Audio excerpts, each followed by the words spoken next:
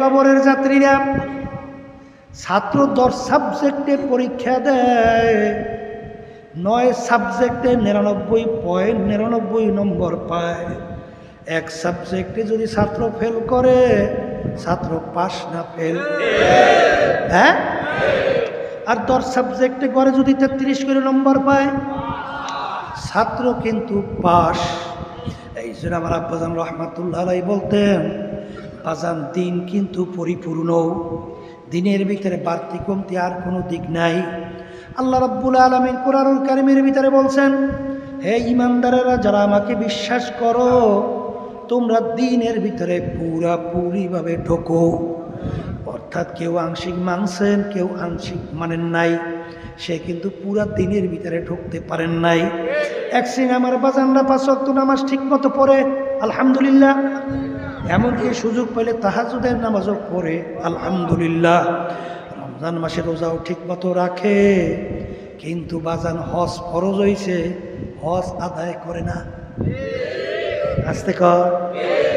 আল্লাহ রাসূল বলেন, যার উপরে হজ ফরজ হইল, সে যদি হজ না কইরা মারা যায়, সে কি ইহুদি হইয়া মরলো না নাসারা হইয়া মরলো, আমি রাসূল তা জানি না। অর্থাৎ মুসলমান হইয়া মরতে পারে নাই। জোরে বলেন কথা ঠিক না বেঠিক?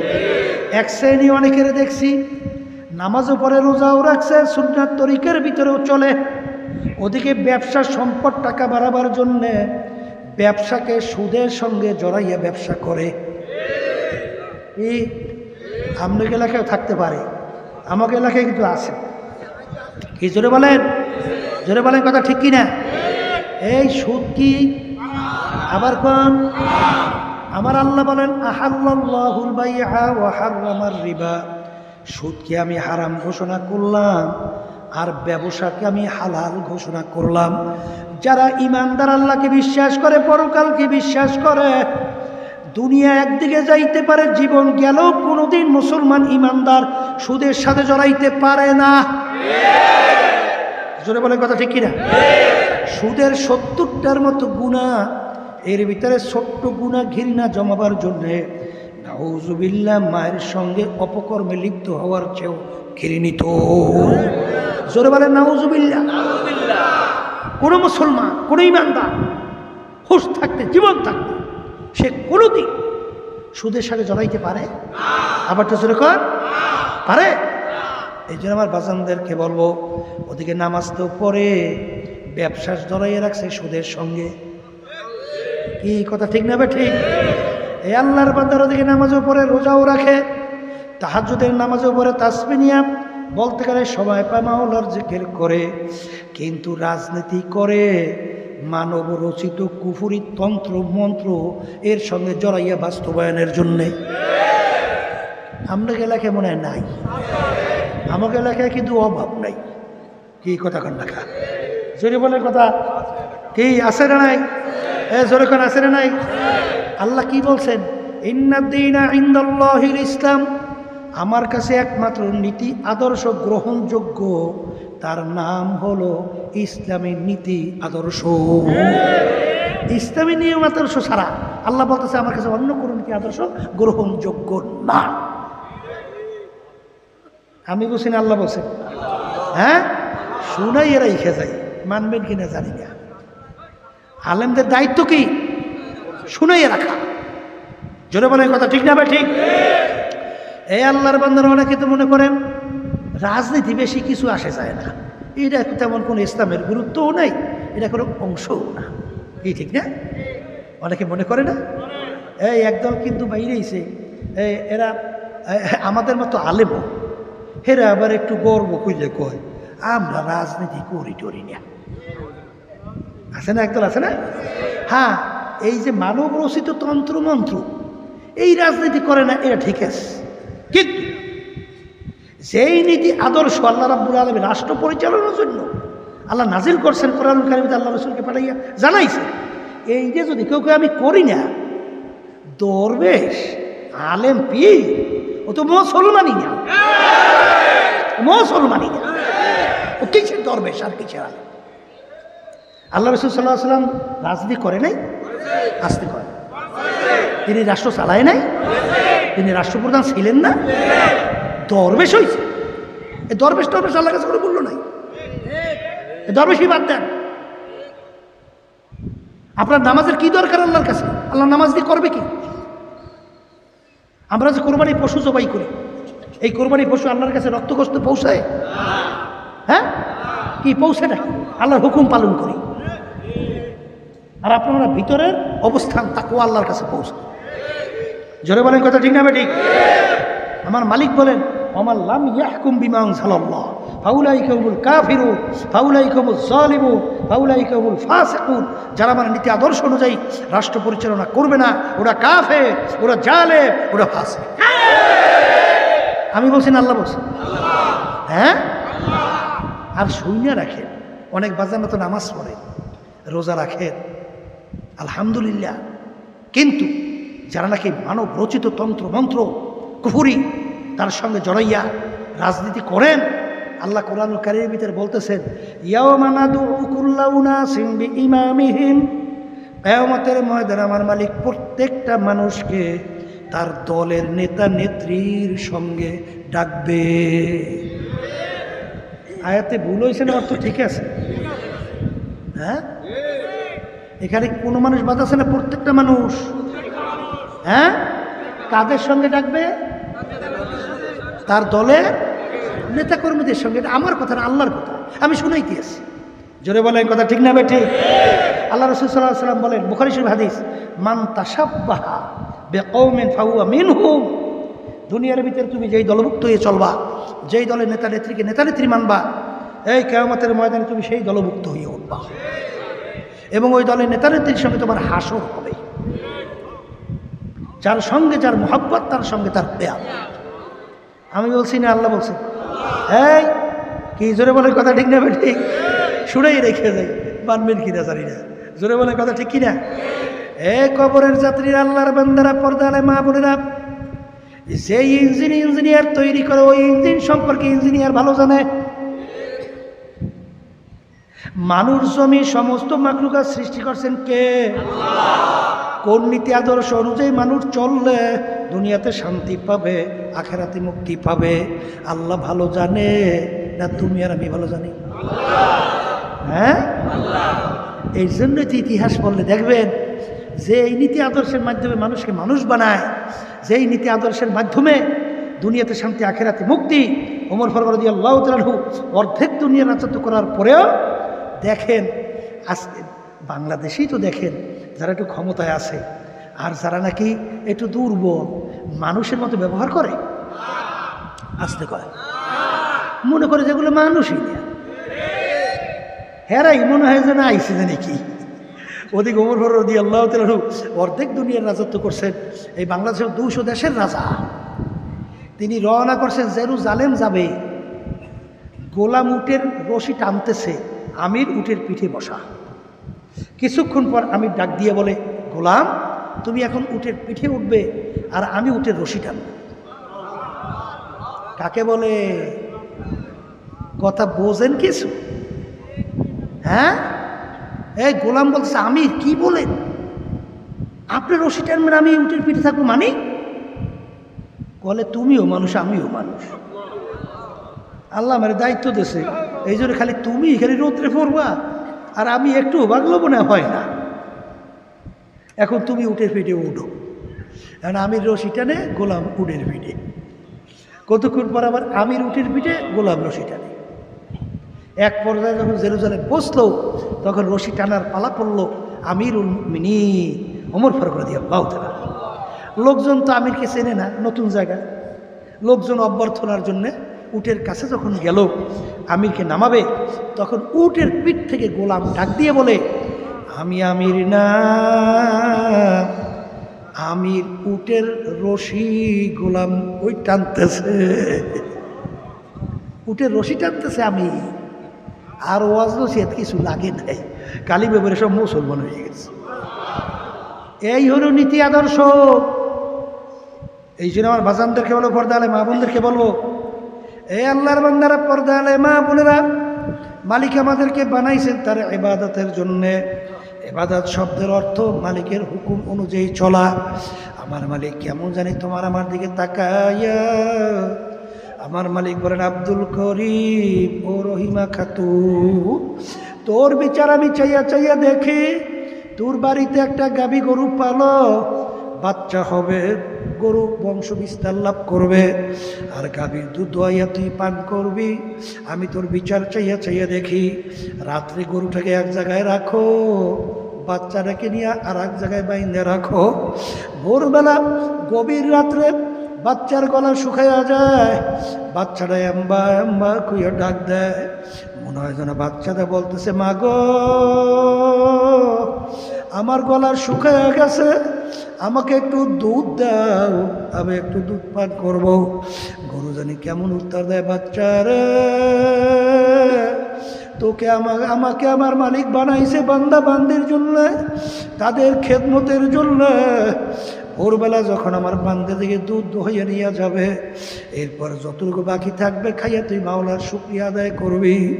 আমার মালিক তাকেই বলে, ওরে নেমো খারাপ, আমি এই বাচ্চাটাকে দুধ না খাওয়াইয়া তোকে আমি খাওয়াইলাম আমার নেয়ামত। আমি তোর বাচ্চার চাইয়া চাইয়া দেখি তোর বাড়িতে মেহমান আসছে, এমন কোনো মুরগি মোরগ নাই, তুই জবাই দিবি, মুরগি জবাই করিয়া মেহমানকে খাওয়ানো লাগবে। আরে তোর বাড়িতে একটা মুরগি বাচ্চা নিয়ে নামছে, আমি তোর বিচার চাইয়া দেখি মুরগিটাকে তুই থাবা দিয়া ধরছ, মাহারা বাচ্চাগুলো চেউ চেউ করিয়া চিল্লায়, তুই ছুরিধার কইরা মুরগিটাকে জবাই করলি, চামড়া খুইলা গোস্ত পাক কইরা নিজে আত্মীয় স্বজন নিয়ে খাইলি। খা বন্দা বানি, আমি তোর জন্যই বানাইছি। আরে তো আল্লাহ, তুই খা, আমার শুকরিয়া আদায় করবি। আমি তোর বিচার চাইয়া চাইয়া দেখি আমার সমস্ত নেয়ামত ভোগ কইরা, আরে ফজরের সময় যখন মুয়াজ্জিন মসজিদে ফজরে আজান দেয়, আসসালাতু খায়রুম মিনান নাওম, ঘুম হইতে নামাজ ভালো। আমি তোর বিচার চাইয়া চাইয়া দেখি তুই নাকটাই না ঘুমাও। আমার হুকুম ফজরের নামাজ তোকে আমি মসজিদে পাই নাই, তোকে আমি জোহরের সময় ডাকছি পাই নাই, আসরে ডাকছি তোকে আমি পাই নাই, মাগরিবে ডাকছি তোকে আমি পাই নাই, এশায় ডাকছি তোকে আমি পাই নাই, রমজানে রোজা রাখতে বলছি তুই রাখো নাই, পর্দা করতে বলছি পর্দা তুই করো নাই, যাদের সঙ্গে দেখা দেওয়া জায়েজ নাই তাদের সঙ্গে তুই দেখা দাও। আরে তোদের জন্য আমি আল্লাহু আকবার আল্লাহু আকবার, তোকে আমি ইবাদতের জন্য বানাইছি, হারাম হালাল পার্থক্য কইরা খাইতে চলতে বলছি, আর তুই হারাম হালাল তুমি পার্থক্য না কইরা যা পাও তা খাও। আমি তোকে আমার ইবাদতে পাই নাই।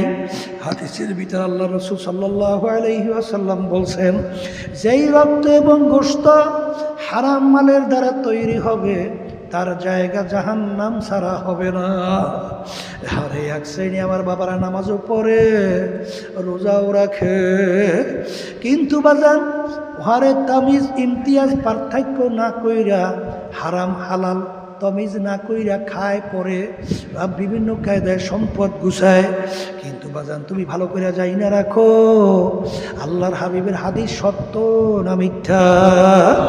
যদি সত্যই হয় বাজান ভালো কইরা জানো, যেই হারাম মালের দ্বারা রক্ত এবং গোশত তৈরি হবে তার জায়গা জাহান্নাম ছাড়া হবে না। আরে তুমি তো মিস কইরা চলো নাই, খাও নাই, চলো নাই, তোকে আমার ইবাদতে পাই নাই। এই বান্দা বান্দি তোকে আমি বানাইছিলাম আমার ইবাদতের জন্য, যখন তোকে আমি ইবাদতে পাই নাই, তুই গাবি গরুটা পালছিলি দুধ খাওয়ার জন্যে, আরে বাচ্চা বংশ বিস্তার লাভ করবে বাচ্চা হওয়ার জন্যে। আমি তোর বিচার চাইয়ে চাইয়ে দেখি গরুটা এখন বাচ্চাও দেয় না, দুধও দেয় না। তুই একটা ছুরি ধার করলি, গরুটাকে শোয়াইলি, জবাই করলি, চামড়া খুললি, গোশত নিয়ে পাক কইরা নিজে আত্মীয় স্বজন নিয়ে খাইলি। খা বান্দা বান্দি, আমি তোর জন্যই বানাইলাম। আরে তোকে ওই গরু কাজে লাগানে অন্য কাজে তুই লাগাইয়া দিলি। তোর বিচার তুই কর, তোকে আমি বানাইছিলাম আমার ইবাদতের জন্য, যখন তোকে আমার ইবাদতে পাই নাই, এখন তোকে আমি কোন কাজে লাগাবো? এ বান্দা বান্দি, তোকে কেউ জবাই কইরা খাইবে, তাও তো আমি জায়েজ রাখলাম না, এখন তোকে আমি কোন কাজে লাগাবো? শুইনা রাখ, শুইনা রাখ, আমার একটা কাজ আছে, আমার একটা চুলা আছে, ওই চুলার নাম হইল জাহান্নাম। আপনি আমাকে আমাদের সবাইকে মাফ কইরা দেন। আল্লাহ রাব্বুল আলামিন বলেন, ওয়াকুদুহান নাসু ওয়াল হিজারা উইদ্দাত লিল কাফিরিন। এ আমার বান্দা বান্দিরা, শুইনা যাইনারা, আমি জাহান্নামের আগুন জ্বালাবো মানুষ এবং পাথর দ্বারা। আল্লাহ আপনি আমাকে আমাদের সবাইকে মাফ করে দেন। এ মুসলমান, কোরআন করে বিশ্বাস করো না? তাইলে পাথর এবং মানুষ দ্বারা জাহান্নামের আগুন মাওলা জ্বালাইবে? আসলে বাজার অনেকের চিন্তাও নাই, চেষ্টাও নাই, চোখেও পানি নাই, জাহান্নামের আগুন থেকে বাঁচার চেষ্টাও নাই। কিন্তু বাজার মুসা আলাইহিস সালাম রওনা করলেন, দেখে পথের পাশে একটা পাথর যার যার কাঁদতে আছে। মুসা আলাইহিস সালাম বলে, পাথর তুমি কেন কান্দো? পাথর বলে, নবী কোথায় রওনা করছেন? আল্লাহর সঙ্গে দেখা করার জন্যে। পাথর বলে, হে আমার নবী, আমার মালিকের কাছে আমার ব্যাপারে একটা সুপারিশ কইরেন। যে পাথর আপনার ভয়, জাহান্নামের ভয় কান্দে, জাহান্নাম থেকে মাপ চায়। আল্লাহ রাব্বুল আলামিনের কাছে নবী বললেন, হে আল্লাহ, পাথর জাহান্নামের ভয় কান্দে, তোমার কাছে মাপ চায়। আল্লাহ রাব্বুল আলামিন বলে, হে জামানার নবী মূসা, তুমি পাথরকে জানাইয়া দিও কি আমি জাহান্নামের আগুনে জ্বালাবো না। মূসা আলাইহিস সালাম আইসা বলে, পাথর তোর কপাল ভালো, আমার মালিক তোর কান্না কবুল করছে, তোকে আমার মালিক জাহান্নামের আগুনে জ্বালাবে না। পাথরের কান্না বন্ধ হয়ে গেল। কিছুদিন পর ওই পথ থেকে যখন নবী রওনা করলো, দেখে পুনরায় আবার পাথর কান্দে। নবী ধমক দিয়ে বলে, পাথর তুই কি আমার কথা বিশ্বাস করো নাই? তুই আবার কেন কান্দো? তুই কি আমার কথা বিশ্বাস করলি না? পাথর বলে, নবী বিশ্বাস করছি, চিন্তা ভাবনা কইরা দেখলাম, আমি পাথর যদি না কাঁদতাম আপনার নজরে আমি পড়তাম না, আর আমি পাথর বুঝি জাহান্নাম থেকে মাপও পাইতাম না। যেই কান্নার উচিলে আমি পাথর জাহান্নামের আগুন থেকে মাপ পাইলাম, ওই পাথর আমি নিয়াত করছি কিয়ামত পর্যন্ত আর কান্না ছাড়ব না। এই কবরের যাত্রীরা, আমার মালিক বড় দয়ার মালিক, আমার মালিক বড় মায়ার মালিক। বাপ্পার সঙ্গে সন্তান অন্যায় করে যদি বাপ্পার সামনে চোখের পানি ছাইরা দেয়, বাপ্পার কলিজার ভিতরে আল্লাহ মায়ার সমুদ্রে পানি বইয়া যায়। বাপ্পা টান দিয়া কোলে নিয়ে বলে, বাজার যা, তোমাকে আমি মাফ কইরা দিলাম। বান্দাবান্দি গুনার পরে আমার মালিকের দরবারে দিলটাকে ভাইগা দুই চোখের পানি ছাইরা যদি ডাক দিয়ে বলে, আমার মালিক, ওই জাহান্নামের আগুনে আমি জ্বলতে পারবো না। ওই জাহান্নামের আগুনে এমন তেজের আগুন, আল্লাহর রাসূল বলেন দুনিয়ার আগুনের চেয়ে 70 গুণ তেজের আগুন জাহান্নামের আগুন। আমার মালিক, ওই জাহান্নামের আগুনে আমি জ্বলতে পারবো না। আল্লাহ রাব্বুল আলামিন জাহান্নামের আগুনের ব্যাপারে বলে, নারুল্লাহিল মুকাদাতুল্লাতী তাত্তালিউ আলাল আফইদা, এমন তেজের হবে শরীরের যে কোনো জায়গায় লাগবে কলিজা পর্যন্ত পুইসা যাবে। আল্লাহ আপনি আমাকে আমাদের সবাইকে মাফ কইরা দেন। আল্লাহ রাব্বুল আলামিন কুরআনুল কারীমের ভিতরে বলেন, কুল্লামা নাদিজাত জুলুদুহুম বাদদালনাহুম জুলুদান গায়রাহা। জাহান্নামের আগুনে জ্বলতে জ্বলতে ওদের শরীরের চামড়াটা শরীর থেকে পৃথক হইয়া জমিনের ভিতরে ধারাস করে পইরা যাবে। লা ইয়ামুতু ফিহা ওয়ালা ইয়াহইয়া, মানুষ বাঁচবেও না মরবেও না, মৌত তালাশ করে আর পাওয়া যাবে না, আবার নতুন চামড়া গজাইয়া যাবে। এই আগুন জাহান্নামের কে সহ্য করতে পারবো? এক সেকেন্ড সহ্য করার শক্তি কারো নাই। এই জন্য আমার ভাইদেরকে বলো, পর্দা আলে মা বোনদেরকে বলবো, যারা বিশ্বাস করছিল তাদের ইতিহাস পড়িয়া দেখো, সাহাবায়ে কেরামদের ইতিহাস পড়িয়া দেখেন, আল্লাহর ওলিদের ইতিহাস পড়িয়া দেখে, বাজার তারা কাঁদতে কাঁদতে তারপর মাওলার কবরে গেছে। ওমর ফারুক রাদিয়াল্লাহু তাআলা আনহু মাওলার ভয়, জাহান্নামের ভয়, কাঁদতে কাঁদতে গালে দাগ পরাইয়া ফেলছিল। বাজান ওসমান গনি রাদিয়াল্লাহু তাআলা আনহু বাজান কবরের পাশে অনেক সময় দাঁড়াইয়া এমনভাবে অজরে কাঁদতো, কাঁদতে কাঁদতে দারুণ অবস্থায় ঠাস করে বইসা পড়তো। লোকের বলে, আমি কবর দেখতে এরকম কেন অস্থির হইয়া যান? কলে আখেরাতের যেই কয়টা ঘাটিতে প্রথম নম্বর ঘাটি কবর। আমি তো জানি না আমার সঙ্গে কবরে কি ব্যবহার হবে, এই জন্য আমি কবর দেখলে সহ্য করতে পারি না। এ দুনিয়াদার পাগল আমার বাবারা, দিন যায়, রাত্র যায়, বছর যায়, যুগ যায়, কাঁচাদেরই পাইকা সাদা হইয়া গেল। কই গুনার কথা মনে কইরা, জাহান্নামের আযাব গজবের কথা মনে কইরা, কই একটু চোখেও তো পানি আসলো না? তোমার শরীরতে একটু আল্লাহর ভয়, জাহান্নামের ভয় কাঁপলো না? পশমতো একটু কোনোদিন দাঁড়াইও ভয় পাইল না? তাইলে বোঝা গেল যে এই মামলার তদবির নাই, ওই মামলারও কিন্তু খালাস নাই। এ আল্লাহর বান্দারা, কবরের যাত্রীরা, আল্লাহর ওলিদের ইতিহাস পড়লে দেখবেন, আমার দাদা জান রহমাতুল্লাহ আলাইহি ইন্তেকালের আগে ওকে কাঁদতে কাঁদতে অস্থির হয়ে যাইত, আর ডাক দিয়ে বলতেন, মালিক তুমি যদি মাপ নাই করো, ওই একা কবরে আমি কেমনে একা থাকবো? আবার আব্বা জান রহমাতুল্লাহ আলাইহি অনেক সময় অন্ধকারে নামাজ পড়তে রওনা করতো, সিঁড়ি দিয়া নামে ঘুম ঘুম ঘুম ঘুম করে কাঁদতে, আর বলে, আমার মালিক আপনি যদি মাপ না করেন, ওই কবরে আমার কি উপায় হবে? হাসরে মিজানে পৌঁছে রাতে আমার কি উপায় হবে? বাজান কার কতদিন দুনিয়াতে হায়াত জানা নাই। এই সফরে যেদিন প্রথম আসলাম, আগের দিন ওই গাবখান ব্রিজের পাশে অ্যাক্সিডেন্ট কইরা বাজান জায়গাটা দেখলাম, প্রায় 16 জনের মতো লোক মারা গেল। আরে তারা তো বোঝে না আর বাড়ি ফেরত যাইতে পারবো না। এ কবরের যাত্রীরা, কে কখন কোন সময় কখন মালিকের ডাকে সাড়া দেব কারো তো জানা নাই। আমার মালিক যখন মাহফিলে নিয়ে আসছেন, আমার মালিক বড় দয়ার মাওলা, মায়ার মাওলা, যদি মাপ চাওয়ার মতো চাইতে পারো, আমার মালিক মাফ করবেন। শুরু তাই না, তোমার আমার গুনাহকে আমার মালিক নেকের দ্বারা পরিবর্তন কইরা দিবে। আমার মালিকের কাছে কান্দাকাটি করো, গুনার থেকে মাপ চাও, দোয়া করো। যদি চাওয়ার মতো চাইতে পারো, মাপ চাওয়ার মতো চাইতে পারো, আমার মালিক মাফ করবে, ওয়াদা করছেন, ঘোষণা দিছেন। আল্লাহুম্মা আমিন। ঘরের মেয়ে লোকের হাত উঠাও, গুনার কথা মনে করো, দুই চোখের পানি ফেলাও, মালিকের দরবারে কান্দো